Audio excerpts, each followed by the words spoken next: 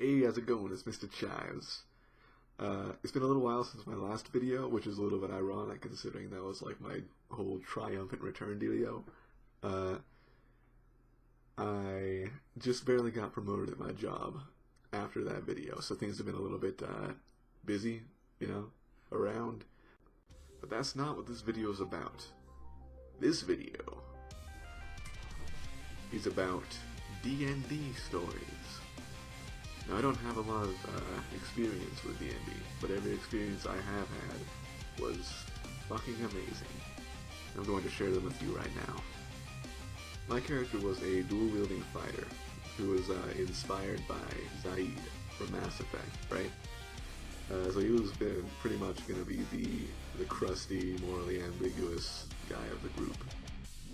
Because he was a former crime family enforcer who had seen and done some shit, right? So here's the part where the actual gameplay comes in, because the DM wanted to play through everybody's intros to get to the point where they actually meet up individually. Alright, so my character was sitting at a mercenaries guild trying to get some merc work, right? And he finds this guy, and it is a really, really easy mission, it seems like, right? And with a bunch of money in it.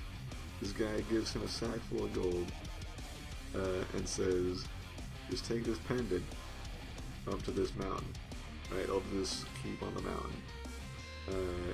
And then just show it to somebody and they'll pay you a bunch for it. So he's like, alright. So he takes some supplies, heads up there. He draws him a map. It is completely uneventful. And he gets up there and he sees that the town right next to the keep there's just nobody walking around in the streets. There's no lights on or anything. It's really eerie, right? It was creeping the character out. And then he heard some rustling in the bushes, and then me being like, Mom got this.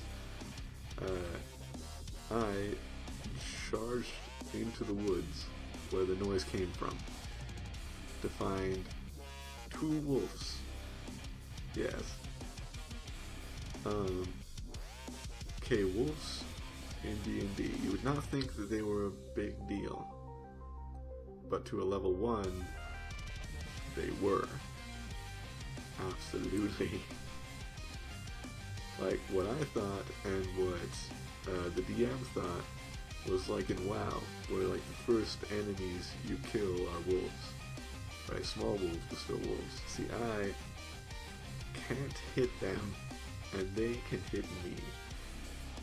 So I'm just sitting here fighting a wolf with his really badass, and then another wolf which just keeps on missing its attack rolls, so it's just kind of rolling around in the dirt.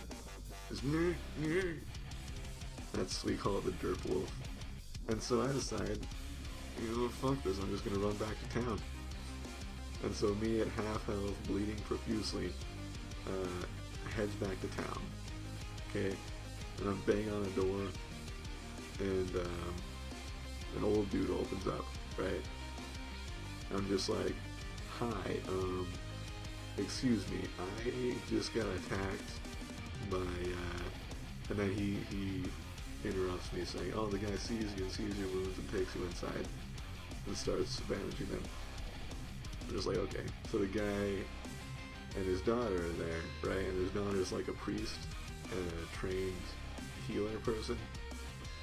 And she's just like, what happened in there? What happened in the woods? I'm just like, there was a pack of at least 10 wolves. They were everywhere. I fought valiantly, but I had to retreat.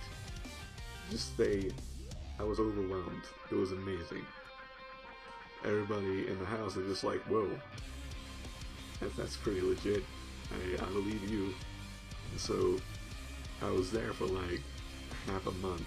My character was there for like half a month being healed up.